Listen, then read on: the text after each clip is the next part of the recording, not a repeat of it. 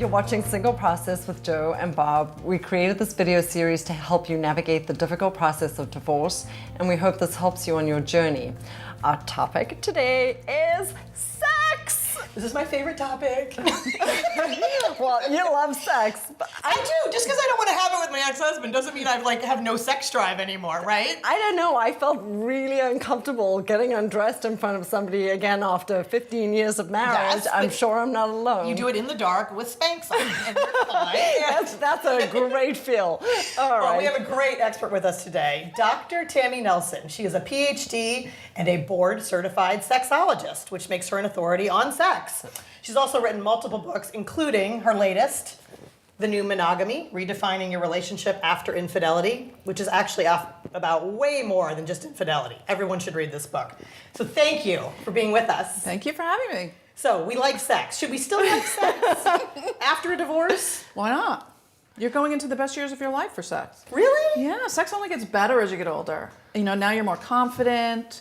You know what you want. You're not going to settle for bad sex. You only want orgasms. Like, it's better as you get older. I read somewhere that the fear or the lack of fear of getting pregnant is liberating for women after that's 45. True. Totally. There's no risk I'm going to have a baby. Absolutely. Yeah, certainly not a healthy one. Okay. Anyways, and I've also heard that STDs are rampant in this age category. Actually, the highest rate of STDs right now is people in their 80s. What?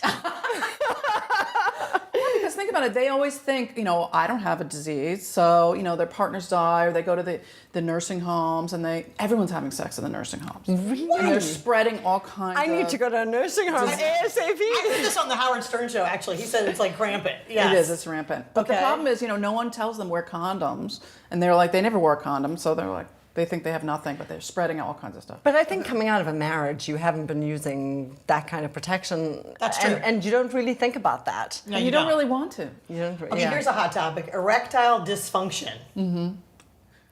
And? I feel like... What do you mean? Go, riff on it? What I don't have a ton of do? experience in this playing field, but I feel like a lot of men post-40 have this issue. Yeah, but we have Viagra, Levitra, Cialis. There's a lot of options now. So erectile dysfunction is many times caused by anxiety. So the anxiety spiral of, oh my God, I'm not going to get an erection, makes the problem more intense. Yeah. So that the next time it happens, they're like, oh, I knew it wasn't going to happen this time. So then it happens again.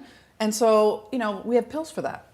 So you can take a pill and then it doesn't happen. And then next time you're not anxious, so you don't have to take the pill.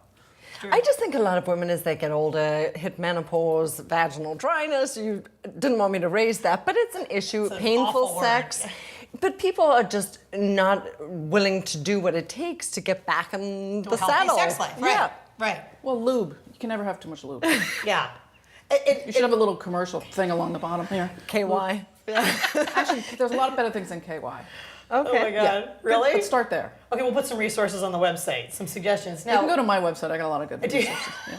Okay, where should people be meeting each other? Wherever they can. I mean, really you want to meet online because you can put all your requirements online. Wow. You know, I mean, I'm not a big fan of Tinder, but on the other dating sites, you can list all your requirements, and then when you meet, if you're attracted to each other, then you have, you know, a relationship. Yeah. If you meet someone in a bar and you're attracted to them, it's too late. It doesn't matter if they've been in prison, if they have like 7 wives and 15 children. That's a good point. We should be screening. We should be screening. It's so true because once you're attracted to them, you really don't care if they meet all your requirements. Yeah. Okay, so we've spoken to a dating expert who's like a rules girl and says, wait to have sex, don't jump. You're rolling your eyes. Sorry. No, go With all ahead. due respect Weigh in. to the Weigh dating in. expert, there's no rules as an adult woman.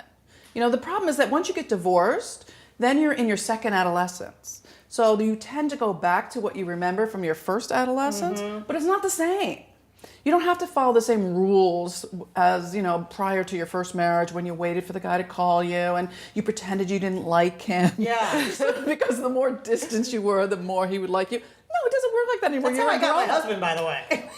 Yeah, But you're not looking for another husband. Okay, that's true. Okay. You don't want to go through that same process. You want a different kind of husband, a different kind of marriage. Yeah. You know, a second marriage that's like more suited to you as an adult woman now. Good point. You Okay. wouldn't pick the same person as you picked back then. We have a lot of girlfriends who've done I think it's called the Dirty 30, where they have 30 days of just like crazy behavior. You're okay with that, so you're very liberated. Whatever. Look, this is your time. You're never going to get more young and beautiful than you are now. This is true. Yeah. No, So, my dad go says for it's it. going downhill from here. He's right. And so I'm going to ask this question as the last question. How do you express what it is you want in bed? Because I think that it evades and segment. eludes so many, particularly women. They just take such a passive role. I'm going to give you the secret, the keys to the castle here. So the way that you... So the way that you change your sex life, or the way that you like empower yourself in bed, is you don't say, I don't like it when you go to the left. You say, I love it when you go to the right. So you always use appreciation. Positive reinforcement. It's positive reinforcement. And you always get more of what you appreciate. And so whether you say out loud, you know, I really love when you go to the right, or you just go, oh, that's wonderful. Men need to know how to please you. Men's number one need in bed is to please their partner. Number one. Yeah. So you're doing them a favor. You have to give them that information so that they can be, successful too. And what do men want? They want to please their partner. I'm sorry, what do women want?